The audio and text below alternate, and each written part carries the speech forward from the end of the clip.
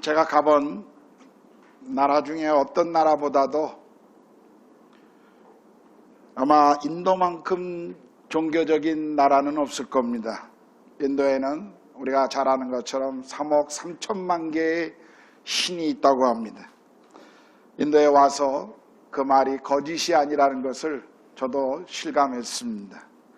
신상들이 우리 주변에 쉽게 이렇게 보이는 것들, 또 우리 이웃집의 인도 사람들이 복도에 꽃을 뿌려놓고 매일 아침마다 향을 피워놔서 우리의 머리를 지근지근하게 아프게 하는 것도 우리는 인도에서 쉽게 경험합니다. 이렇게 우상들이 많다라고 하는 것, 그것은 굉장히 종교적이지만 또 역설적으로는 굉장히 영적으로 피폐하고 또 가난하다라는 것을 우리가 알 수가 있습니다. 사람들은 두렵고 불안하기 때문에 더 많은 우상들을 만들고 그것을 예배합니다. 오늘 우리가 읽은 본문 아덴이라고 하는 곳에 같은 상황임을 우리가 알 수가 있습니다. 바울이 아덴에 도착했을 때 발견한 것은 온 도시에 우상이 가득했다라는 것입니다. 아덴은 어떤 도시입니까? 오늘날 그리스의 수도인 아테네입니다. 당시 아덴은 헬라의 수도였고 로마와 알렉산드리아와 더불어 로마 제국의 3대 도시 중에 하나였습니다. 세계 문명의 발상지였고 헬라 철학의 중심지였습니다. 우리가 잘 알고 있는 것처럼 소크라테스, 또 플라톤, 아리스토텔레스, 에피쿠로스, 제논 같은 사람들의 고향이었고 또 그들이 직접 가르쳤던 도시였습니다. 이렇게 학문적으로 정상에 있었던 도시였기에 인간적인 자부심과 그 자긍심이 넘쳤던 도시였습니다. 또 아덴은 건축과 또 민주주의의 요람으로 유명한 도시였고 정치적으로도 자유로운 도시였습니다. 뛰어난 조각품이 건축물로 가득 차 있었던, 그리고 심지어는 좌석수가 6만 개나 되는 그런 극장을 가졌던, 또 많은 헬라의 신들을 모신 신전들을 가졌던 도시였습니다. 이런 아덴을 거닐 때 바울의 마음은 놀라움을 갖게 되었을 것입니다. 그러나 바울의 마음을 분노하게 한 것이 있었는데 그것은 도시 어디서나 볼 수 있었던 우상 때문이었습니다. 자, 16절입니다. 16절을 같이 한번 읽어보겠습니다. 16절이요. 다 같이 16절을 읽어보겠습니다. 시작. 바울이 아덴에서 그들을 기다리다가 그 성에 우상이 가득한 것을 보고 마음에 격분하여, 아덴은 어디에나 신전이 있었고 그리고 우상과 그리고 신상들을 아무 곳에나 볼 수 있었던 그런 장소였습니다. 당시에 아덴에는 약 3만 개의 신전이 또 우상이 있었다고 합니다. 외형적으로는 엄청나게 발전한 도시요, 철학적으로 지식적으로 뛰어난 도시인 것 같지만 그러나 내면적으로는 영적으로 기아 상태에 있었던 한 도시의 모습을 우리가 볼 수가 있습니다. 겉으로는 풍요로워 보이는 도시였지만 그러나 그들의 내적임은 공허했던 그런 도시였습니다. 아름다운 도시가 이렇게 우상으로 가득 찬 것을 보고 바울은 그의 마음을 심히 분노케 했습니다. 그 말은 아파했다라는 것입니다. 아덴에 선교사로 방문한 이 바울에게 있어서 아덴은 관광거리가 많은 도시가 아니라 긴급하게 복음을 전해야 할 도시였던 것입니다. 우리 그리스도인들도 사람들을 보거나 도시를 바라볼 때 우리는 바울과 같은 이런 시선과 마음을 가져야 할 필요가 있습니다. 예수께서도 자신에게 오리는 목자 없는 무리들을 보시면서 그들을 향한 긍휼의 마음을 가지시고 또 자기를 거부한 예루살렘을 향해 눈물을 흘리셨던 모습을 보면 바로 이런 마음이 도시와 사람들을 향해 가졌던 예수님의 마음이었다는 것을 우리가 알 수가 있습니다. 바울도 지금 그런 마음을 가지고 있었던 것입니다. 우리가 살고 있는 구루가온을 볼 때도 마찬가지입니다. 새롭게 세워지는 아파트를 보면서 저 아파트의 월세가 얼마쯤 될까? 클럽하우스는 얼마나 좋을까? 우리는 그것을 바라보는 것이 아니라 정말 그 안에 살고 있는 영적으로 곤고한 사람들을 우리는 바라볼 필요가 있는 것입니다. 우리가 우리 주변의 사람들을 볼 때 정말 하나님 없이 죽어가는 사람들, 그들을 불쌍히 여기는 마음을 가지고 있어야 한다는 것입니다. 이것이 세상을 바라보는 그리스도인들의 태도입니다. 우리의 친구들이 아무리 멋있고 아름답고 많은 것을 가졌다 할지라도 그리스도가 없다면 그들은 영적으로 죽어 있고 공허한 인생을 사는 것이다 라는 것을 우리는 알아야 합니다. 그리스도 없는 인생, 그리스도 없는 도시, 그것은 소망 없는 인생이요 소망 없는 장소라는 것을 우리는 알고 그것을 인해 마음을 아파해야 한다는 사실입니다. 우리가 오늘 읽었던 본문을 보면 이러한 사실을 보게 되었던 바울이 이제 회당에서 유대인들과 변론할 뿐만 아니라 장터에서 만나는 사람들에게 복음을 전하고 더 나아가서는 그 도시의 지식인들인 에피쿠로스파 사람들과 스토아파 사람들과 이제 변론하는 것을 볼 수가 있습니다. 당시 헬라에는 이 두 철학파의 사상이 유행했습니다. 에피쿠로스파는 모든 것은 우연에 이루어지는 것이며 죽음 이후에 삶은 없고 삶의 최고의 목적은 쾌락, 즐거움이라고 믿었던 사람들이었습니다. 이들은 오직 자신들이 주어진 그 시간 안에 즐거워하는, 인생을 즐기려고 하는 그러한 삶을 살았던, 즐거움이 인생의 우상이었던 사람들이었습니다. 그들은 다가올 죽음에 대해서 이야기하는 것을 아주 싫어했던 사람입니다. 왜냐하면 인생의 죽음을 진지하게 생각하면서 인생의 쾌락을 논하는 사람들은 없기 때문입니다. 이들은 창조를 부인했고 죽음 이후의 심판이나 내세를 믿지 않는 철저한 무신론자들이었습니다.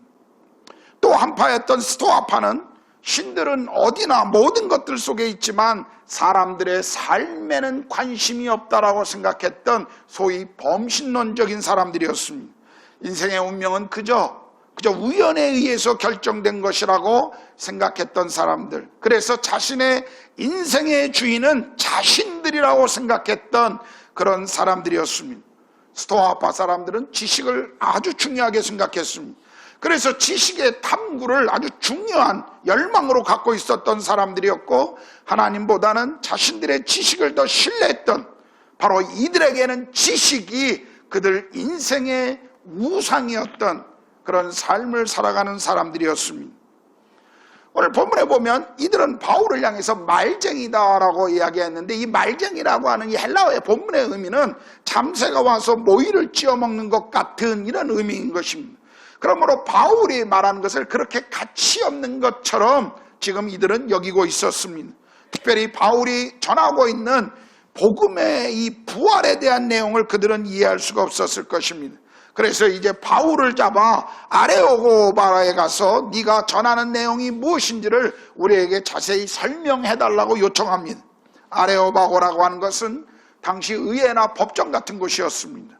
어떤 공적인 것을 결정하거나 허락을 요하거나 인증할 때 필요했던 그런 장소였습니다. 이 아데네 사람들은 새로운 것을, 이 정보력에 대한 욕구가 많았기 때문에 새로운 것을 듣는 것 외에는 시간을 쓰지 않았다고 하는 이 표현처럼 그들은 계속 새로운 욕구가 있었습니다.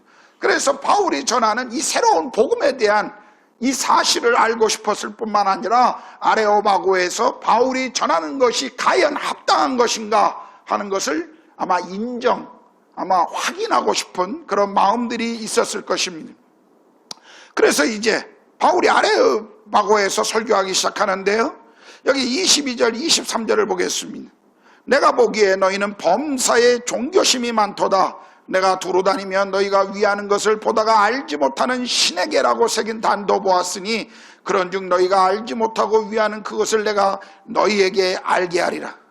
지금 바울은 메시지를 전하면서 아덴 사람들의 그 종교적인 마음에 호소하면서 설교를 시작합니다. 이제까지 바울이 유대인들을 설교할 때, 또 하나님을 경외하는 이방인들에게 설교할 때 바울은 늘 구약 성경이나 유대의 역사들을 거론했습니다. 그런데 바울은 아덴에서의 설교는 전혀 구약 성경이나 또 유대의 역사를 거론하지 않습니다.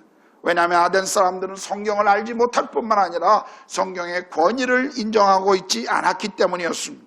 그러나 비록 그가 구약 성구를 인용하지는 않는다 할지라도 바울의 오늘 설교를 들어보면 그는 철저히 성경적인 내용을 다루고 있음을 우리가 알 수가 있습니다. 여기 종교심이 많다라고 하는 이 말은 신들을 두려워한다라는 그런 의미입니다. 이것은 바울이 아덴의 사람들을 모욕하거나 조롱하기 위해서 한 말이 아니라 아덴 사람들의 그 종교심을 존중하면서 지금 그의 설교가 시작되고 있다는 것입니다. 여러분, 비록 바울은 아덴의 수많은 우상들 때문에 그는 굉장히 분노했지만 그러나 그의 행동과 설교는 아덴 사람들을 존중하고 있음을 우리가 이 말씀을 통해서도 볼 수가 있습니다.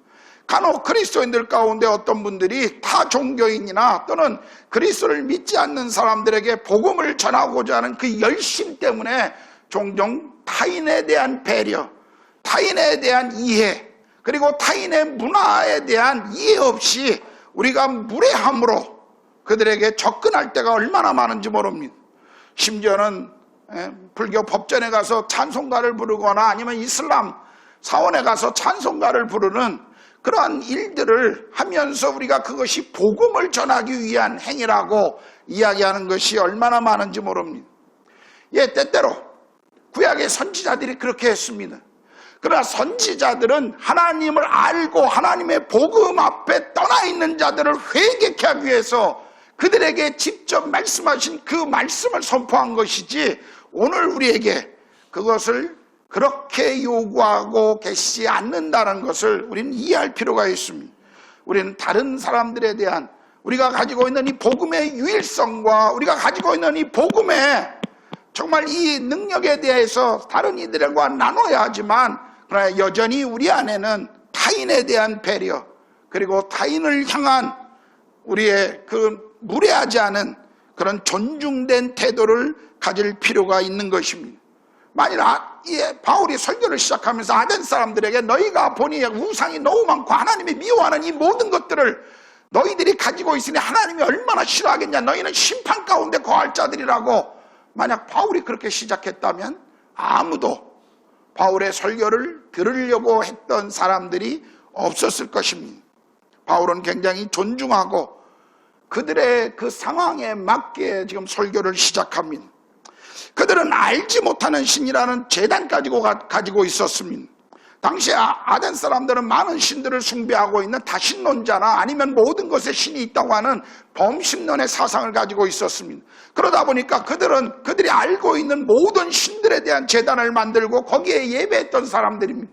그런데 생각해 보니까 그러다가 혹시 우리가 다 알지 못하는 어떤 신이 있다면 그 신이 혹시 우리가 예배하지 않기 때문에 우리를 향해 경노하지 않나 하는 그 두려움이 염려가 있었기 때문에 여기 알지 못하는 신이라고 제단을 만들어 놓고 지금 일종의 보험을 들어놓고 있는 것입니다. 지금 바울은 이들에게 너희가 알지 못한다고 하는 그 신이 누구이냐 하는 것을 이제 설명합니다.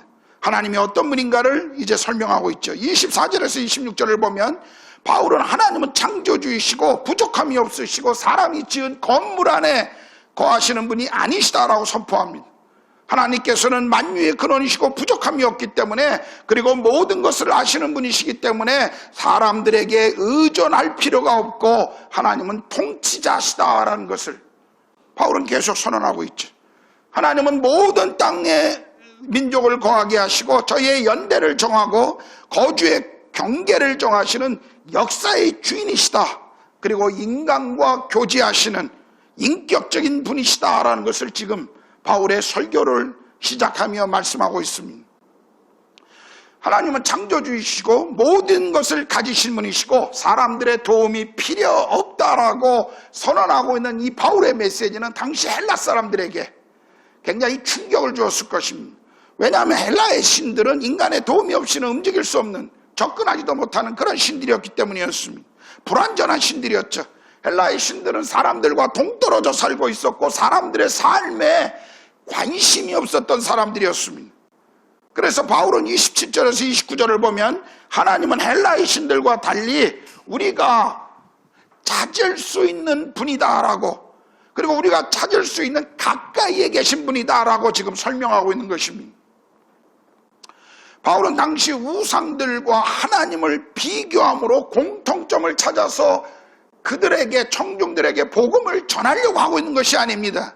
지금 바울의 메시지는 하나님만이 유일하신 분이시고 천지를 주관하시는 역사의 주인이시다 하는 것을 지금 강조하고 있습니다.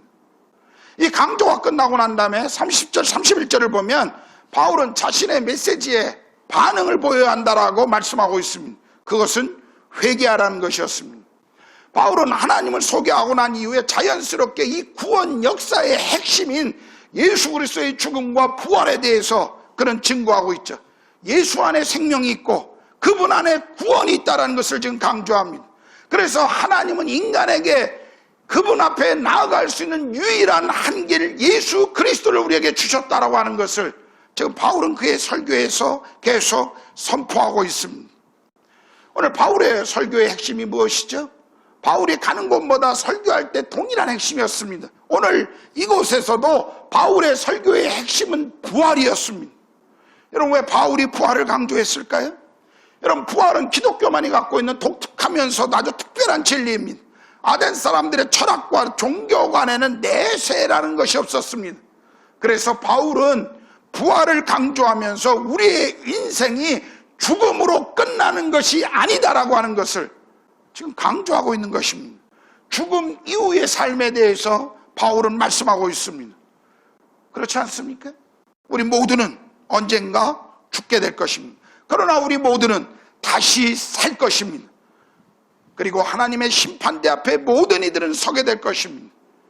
여러분, 하나님의 심판대 앞에 서게 된다는 것은 무엇을 우리에게 가르쳐주고 있죠? 이 세상의 삶이 영원하지 않다는 것을 우리에게 말씀해주고 있는 것입니다. 이 세상의 삶이 영원하지 않다. 여러분, 로마의 어떤 황제는 지혜롭게도 아침마다 그의 직무실을 드러날 때 그의 부하들이 이렇게, 신하들이 이렇게 외쳤다고 합니다. 황제여 죽음을 기억하소서. 황제여 죽음을 기억하소서. 여러분, 날마다 삶의 죽음을 기억하는 사람들의 삶의 태도가 어떨까요? 정말 우리가 이것을 믿는다면, 우리 인생의 어느 날 하나님 앞에 서야 할 심판의 시간이 있다는 것을 우리가 정말 믿는다면, 여러분, 우리의 삶은 달라질 수밖에 없습니다. 정말 우리가 우리 인생의 죽음 이후의 부활에 대한 것을 우리가 정말 믿는다면, 그 부활신앙은 우리가 죽음 이후의 삶이 있다는 것을 가르쳐주는 것뿐만 아니라 오늘 우리가 여기서 어떻게 살아갈 것인가를 부활신앙은 우리에게 요구하고 있다는 것입니다. 정말 우리가 진정으로 영원한 삶에 대한 믿음이 있다면 이 땅에 우리가 바라보는 것, 우리가 가지려고 하는 것에 대한 삶의 태도, 목적이, 관심이 달라질 것입니다.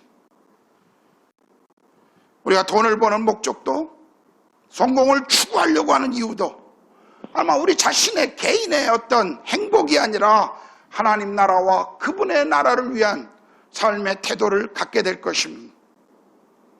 자, 부활을 강조하니까, 그리고 이 복음에 대한 메시지를 바울이 설교하고 난 후에 이제 성경에 보면 사람들이 그 설교에 반응했던 세 가지 반응을 우리에게 보여주고 있습니다. 32절에서 34절인데요. 32절을 보니까 첫 번째 반응이 무엇입니까? 바울의 설교를 들은 사람들이 바울의 설교를 비웃은 것이었습니다. 그들은 부활에 대한 메시지를 이해하지 못했습니다. 특별히 당시 사람들은 부활이 없다라고 생각했기 때문에 바울의 말을 더욱 아마 비웃었을 것입니다. 이들은 자신들이 이해하지 못한다는 그 이유 하나 때문에 공개적으로 지금 복음을 거부한 것입니다. 우리 주변에도 이런 사람들이 있죠. 어떤 이들은 우리의 복음을 거부할 뿐만 아니라 복음 자체를 조롱합니다. 그러나 기억할 것은, 그들에게 기다리고 있는 것은 그들 자신의 죄악에 대한 하나님의 심판이라는 것입니다. 여기 두 번째 반응은 나중에 다시 듣겠다는 것이었어요. 그들은 관심을 가지고 있었지만 그러나 다시 듣겠다라고 믿음의 결정을 미루었던 사람들이었습니다. 우리가 사도행전 24장을 보면요, 거기 벨리스라고 하는 팔레스타인 총독에 대한 이야기가 나옵니다.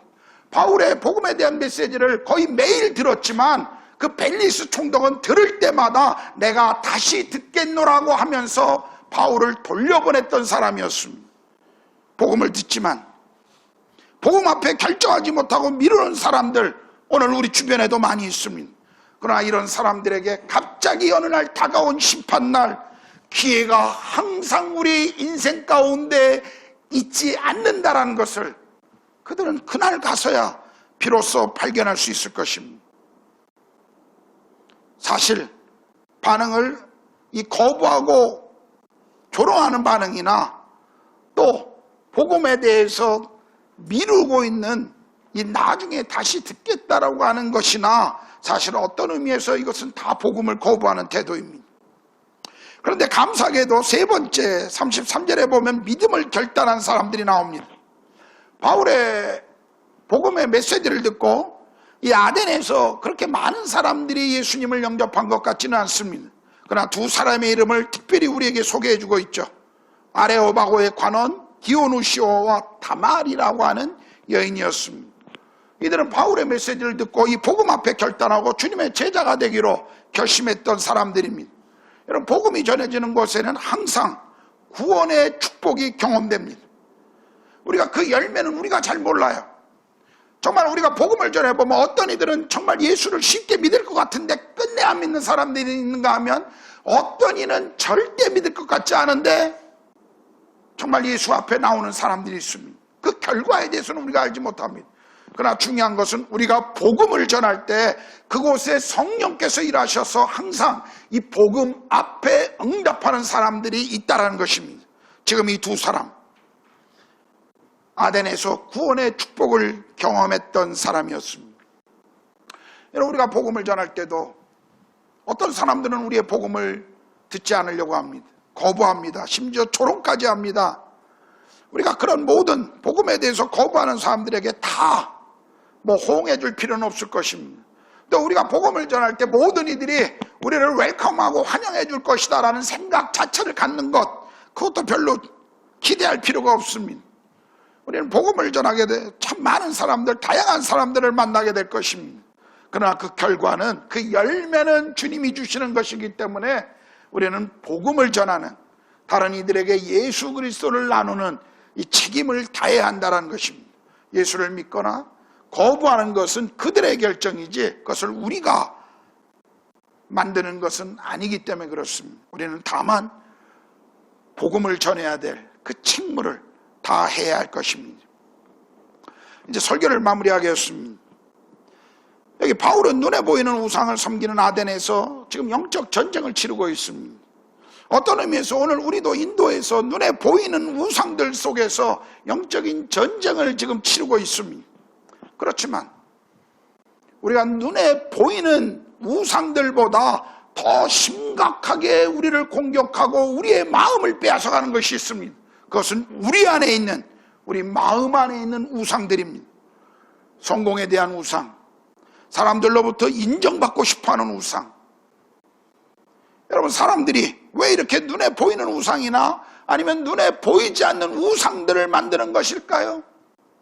여러분, 우리가 로마서 1장을 읽어보면 하나님을 알만한 것들 가운데 사람들을 보여줬음에도 불구하고 하나님을 거부하고 하나님 없이 인생을 살아가는 사람들이 필연적으로 하는 것이 무엇인가? 그것은 금수와 버러지의 형상을 만들고 우상을 세우는 것입니다. 왜 그럴까요? 왜 하나님을 떠나면 사람들이 우상을 만들고 거기에 경배하는 것일까요? 하나님은 사람을 만드실 때 하나님과 교제하기 위해서 만드셨고 하나님을 예배하는 존재로 사람을 만들었습니다. 하나님과 우리가 바른 관계를 가지고 있어야만, 그분과 내가 예배의 관계가 있어야만 그분이 나의 하나님, 나의 창조주, 나는 그분을 경배하는 피조자라고 하는 관계가 제대로 서 있을 때 비로소 그때 인간은 행복한 것입니다. 비로소 그때 인간은 풍성한 삶이 주어지는 것입니다. 그런데요, 하나님을 싫어하고 하나님을 떠나면 하나님만이 주실 수 있는 그 공간이 비어버리기 때문에 사람들은 대체물을 만들기 시작하는 것입니다. 그래서 우상을 만드는 거예요. 사람들은 그것을 만들어 놓고 거기에 예배하면서 그것이 자기를 위로해주고 그리고 자기의 모든 염려와 불안을 잊어버리는 데 도움을 줄 것이라고 생각합니다. 무엇이 진리고 무엇이 참인가 보다는 사람들은 항상 우상을 만들어 놓고 그것이 내게 어떤 도움을 줄 것인가를 늘 기대합니다. 오늘날 교회 안에서도 그렇습니다. 많은 그리스도인들이 하나님을 단순히 우리를 도와주는 분 정도로 인식한다는 것입니다. 하나님은 전능하신 분이시기 때문에 엄청난 능력을 가지고 계셔서 내가 무언가를 요구할 때 항상 내게 오셔서 나를 도와주시는 분으로 그분을 그렇게 인정하고 있다는 것입니다. 마치 램프를 문지르면 요정 지니가 나와서 항상 주인님 무엇을 원합니까? 라고 이야기하는 것처럼 하나님을 알라딘의 램프 정도로 하나님을 마치 우리의 하나님, 우리의 주인이 아니라 우리의 왕이신 그분이 아니라 하나님을 마치 내 종처럼 내가 필요할 때면 언제나 달려와 주셔야 하는 분으로 우리가 인식할 때가 얼마나 많은지 모릅니다. 정말 끔찍한 것입니다. 여러분, 정말 우리에게 중요한 것은 우리가 하나님으로부터 무엇을 받고 얻을 수 있는가가 아니라 그분과의 바른 관계입니다. 하나님과의 바른 관계. 여러분, 오늘 예배에 왜 나오셨습니까? 여러분, 기독교 신앙을 통해서 도대체 무엇을 얻고자 하십니까? 여러분이 얻고자 하는 것들, 여러분의 마음 안에 있는 열망들 나쁜 것 아닙니다. 잘못된 것 아니에요. 다 우리 안에 있는 하나님이 주신 마음들이고 우리 모두가 갖고 있는 동일한 소망이고 열심입니다. 여기 더 편안해지고 싶지 않은 분이 어디 있습니까? 아이들이 더 잘되기를 바라지 않는 부모가 어디 있겠습니까? 건강을 추구하지 않는 사람이 어디 있겠습니까? 더 높은 지위에 올라가고 싶지 않은 사람이 누가 있겠습니까? 다 우리 안에 그런 소망들이 있습니다. 그러나 우리가 기억하십시오. 하나님과의 바른 관계가 있지 않고는 우리가 추구하는 그 모든 것들은 다만 우리에게 또 다른 우상이 될 수 있다는 사실입니다. 우리는 하나님과 바른 관계를 맺으셔야 합니다. 그 바른 관계를 가질 때 비로소 하나님이 주시는 삶의 열매의 축복들이 우리 삶의 기쁨이요, 우리 삶의 행복이요, 우리 삶에 주시는 그분의 풍성한 삶이라는 것을 잊지 마셔야 합니다. 우리는 복음의 마음을 여셔야 합니다. 우리는 하나님이 죄인들을 구원하시기 위해서 그 아들을 우리 가운데 보내주셨다는 이 사실, 이것을 단순히 우리의 입으로 신앙으로 고백하는 것이 아니라 그것을 삶에서 우리가 이뤄가야 합니다. 하나님과의 바른 관계. 이 하나님과의 바른 관계를 시작할 때 비로소 하나님이 주시는 진정한 삶의 행복이 무엇인지를 우리가 발견하게 될 것입니다. 오늘 여러분의 삶에서 다시 한번 주님께 여러분의 인생을 내어드리십시오.